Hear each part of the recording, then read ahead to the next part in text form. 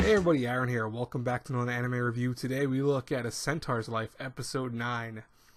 So, I have a question. What happened to the show that I've been watching for 9 weeks? It went through a dramatic change. A very, very dramatic change. One that I don't want to say I didn't see coming, because the thing is that I talked about this with several people.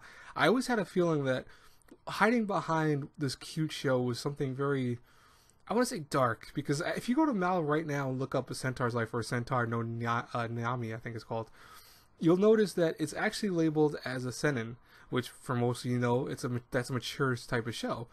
And there are mature themes, obviously. We've seen, in the last 8 weeks, we've seen mature episodes and stuff that, has ecchi, has, kind of like talk about nudity. We've seen people get scared about certain creatures and kind of almost the segregation of various creatures.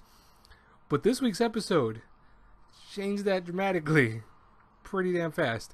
So the first half of the episode obviously focused on the Frog Prince, who is this famous frog leader. He's basically an ambassador of sorts, and he meets up with one of the angel people, and they shake hands, etc.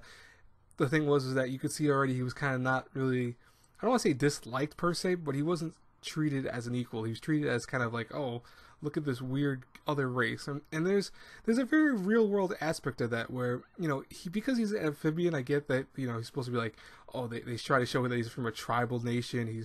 He takes control of a tribal, like, whole group, a whole clan. And, even though he wears a business suit, he goes back after he's on the plane, he switches from his business suit to basically a thing that almost resembles like a Hawaiian outfit. And what's funny is that you can see that he's having his own eternal strife in his own group, where people are like, oh, I want to fight for this, I want to do this, I'm not going to be like you, and I'm going to go and start changing my ways or trying to be more open with the outside world, etc. Now, meanwhile, though, that was trying to show something, because it was setting up for something that you see happen during this time period where the angel guy had already seen, basically, he had already shaken his hand and everything, and one of his assistants comes up to him and gives him like hand wash, and he goes, here, you need it for your hands, right? And he's like, what do you mean? He goes, well, you shook his hand, don't you need that? And he's like, you have a lot to learn.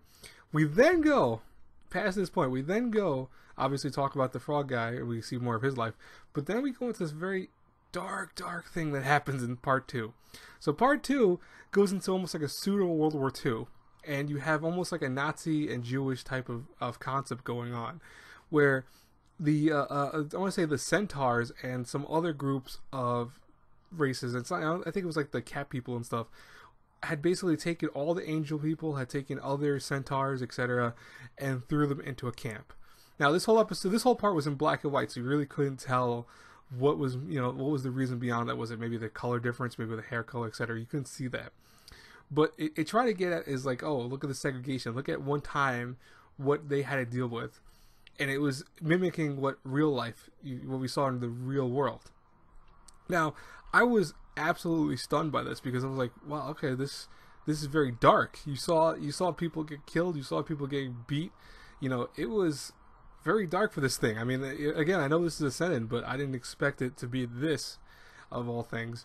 And it really intrigued me, because I'm wondering, is there a reason for this right now? Is this trying to say that the next, like, because like I said before, I've talked to several people, and they said that, like, from the last 4 episodes, the series gets very dark. And I'm thinking maybe there's something being set up here. Maybe there's a darker story being set up. And I really want to see what this story has now, because now I'm even more curious than ever before.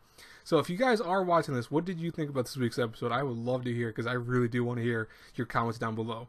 I will talk to you guys later. As always, if you like my reviews, you know what to do. Have a great, blessed day, everyone. God bless you all. I'm done with my reviews today.